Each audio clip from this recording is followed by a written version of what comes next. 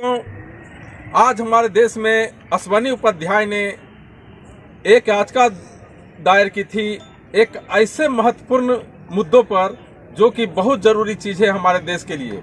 ये मुद्दा था कि जिस तरह से हमारे देश के विभिन्न स्मारकों, सड़कों और स्थानों के नाम बाहरी तत्वों के नाम पर है, यानी विदेशी आक्रांताओं के नाम पर है। जैसे कोई मुर्शिदाबाद के नाम से है, कोई तुगलकाबाद के नाम से है, यानी बाहर से जो आक्रांता, बाहर से जो लोग हमारे देश पर अटैक किए, उसी के नाम पर हमारे देश के नाम पे सड़क, रोड, स्मारक ये सब आज भी रखा हुआ है। आज भी देखिए हमारे देश के बहुत महत्वपूर्ण शहर जो अयोध्या होना चाहिए उसका नाम फैजाबाद रखा गया है।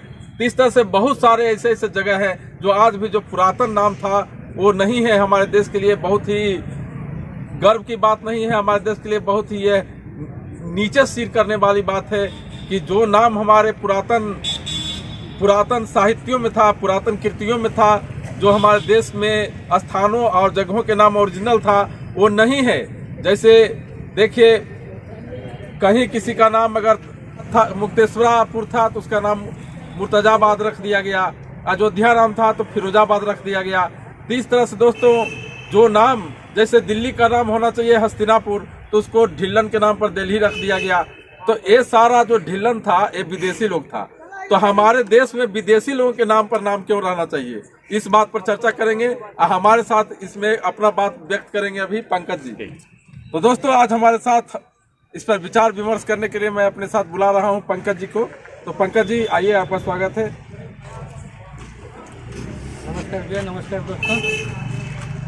तो आज का मुद्दा है कि अगर मेरा देश भारत है, इसके प्राचीन नगरी का नाम जो था हमारे महाभारत में, रामायण में जो पौराणिक ग्रंथ हैं वो रहना चाहिए कि 100 साल कोई बीच में शासन कर लिया अगर कोई नाम रख दिया वो रहना चाहिए?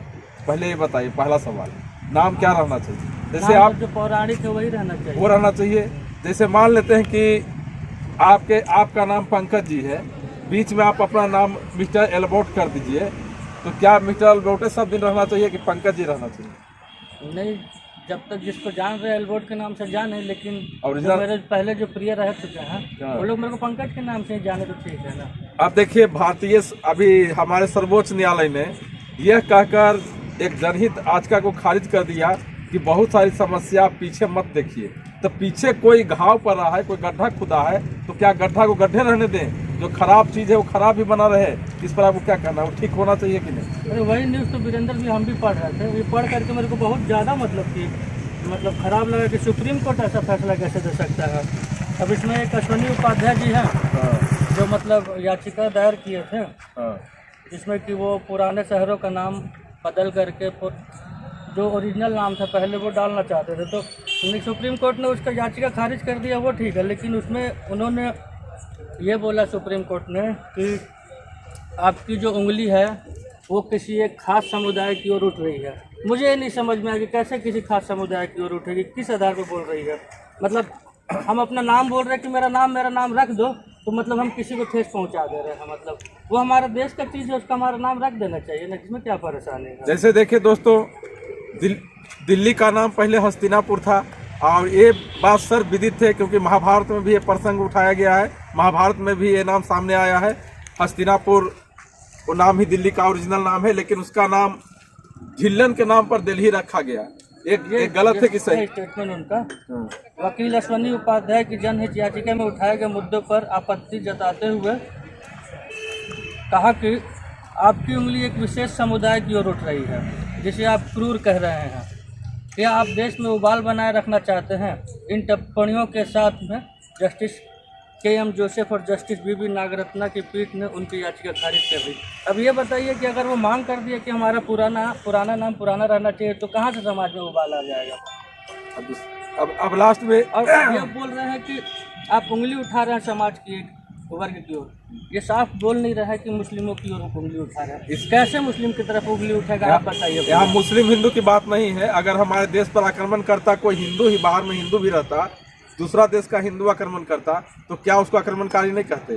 तभी उसको आक्रमणकारी कहते। मान लेते हैं ये मेरा घर है, ये किसी और का घर है, कोई दूसरा घर बुला के मेरे घर में मेरे घर के किसी का नाम गिरजा प्रसाद रख दे, जो कि मेरे घर का मेंबर नहीं है, मेरा घर में कोई गिरजा प्रसाद नहीं था, तो क्या हम गिरजा प्रसाद अपने घर का नाम रहने देंगे? बिल्कुल नहीं रहने देंगे, चाहे हिंदू का बात रहे चाहे मुसलमान का। हमारे घर में अगर गणेश चतुर्वेदी है तो हमारे घर का नाम गणेश चतुर्वेदी के नाम पर रहेगा, गिरजा माथुर के नाम पर नहीं रहेगा। दूसरी बात है, इसमें हिंदू मुस्लिम की बात नहीं है, ये तो एक संजोग है कि मुस्लिम ही हमारे देश पर अटैक किया। एक बात और है कि अब उन्होंने नाम को बदल दिया। सुप्रीम कोर्ट ने कहा है कि हिंदू धर्म को छोटा न बनाए, यह जीवन जीने का एक तरीका है, राष्ट्र अतीत का बंधक बनकर नहीं रहा जा सकता है। क्यों? मतलब कि हम अपना नाम वापस मांग रहे हैं तो हम हिंदू धर्म को छोटा बना दे रहे हैं। ये जो सुप्रीम कोर्ट के जज साहब है मिस्टर जोसेफ साहब, ये अपना नाम राम कुमार क्यों नहीं रख लेते हैं?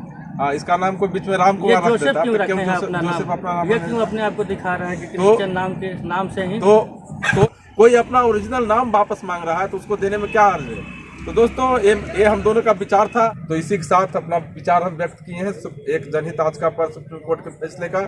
दोस्तों इस पर आपको क्या कहना है आप कमेंट के जरूर बताएं। बहुत बहुत धन्यवाद।